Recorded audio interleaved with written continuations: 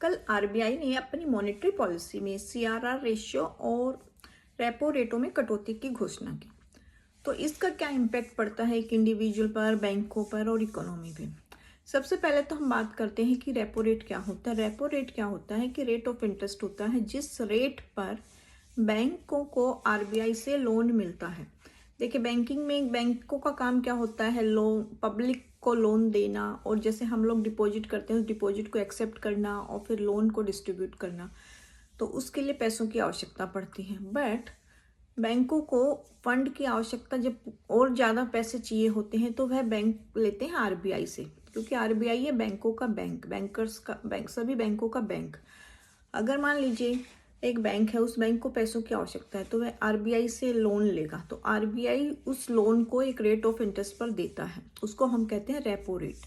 अब कल आरबीआई ने घोषणा की कि उसमें 50 बेसिस पॉइंट की कटौती की है। इसका मतलब कि उसको रेट ऑफ इंटरेस्ट कम मिलेगा बैंक को। अब अगर बैंक को जब लोन पर इंटरेस्ट कम मिलेगा तो बैंक क्या करेंगे, उसका बेनिफिट अपने जो भी कस्टमर है उनको सस्ता लोन देंगे, क्योंकि जब बैंक को सस्ता मिल रहा है तो वह उसका बेनिफिट कंज्यूमर को भी देंगे। तो इससे अच्छी बात यह होती है कि जो भी कंज्यूमर है उनका लोन सस्ता हो जाएगा, चाहे आपका होम लोन हो, कार लोन हो, या जितने भी आपके लोन हैं।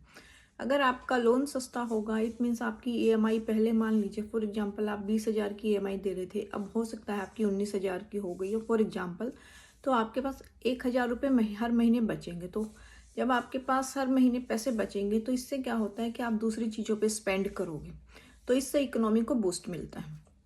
दूसरी इंपॉर्टेंट बात यह होती है सीआरआर। सीआरआर क्या होता है कि हर एक बैंक को अपनी जो भी बैंकों की लोन देने की कैपेसिटी होती है, या जैसे मान लीजिए एक बैंक है, उसको उसकी कैपेसिटी है 1 करोड़ की फॉर एग्जांपल, तो उनको क्या होता है, बैंकों को अपना कुछ परसेंटेज जो कि आरबीआई के द्वारा डिसाइड किया जाता है सीआरआर रेशियो, वह हमेशा आरबीआई के पास एज ए सेफ्टी डिपॉजिट रखना पड़ता है कि वो सारा लोन नहीं दे सकते अपने कंज्यूमर को, अपने कस्टमर को। एक पोर्शन बैंकों को आरबीआई के पास डिपॉजिट रखना पड़ता है, जो उसको हम कहते हैं सीआरआर, कैश रिजर्व रेशियो।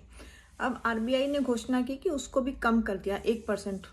तो अब क्या होगा कि सीआरआर कम हो गया तो बैंकों को कम पैसा रखना पड़ेगा। अगर मान लीजिए फॉर एग्जांपल पहले आपको 4 लाख देने पड़ते थे एग्जांपल के लिए, लेकिन अब मान लीजिए बैंक को 3 लाख ही देने हैं, तो ये जो बैंक के पास 1 लाख रुपए बच गए एडिशनल, तो इस बैंक का बेनिफिट क्या होगा कि बैंकों के पास लिक्विडिटी ज़्यादा आ जाएगी, ज़्यादा कैश आ जाएगा जिसको बैंक यूज़ कर सकते हैं।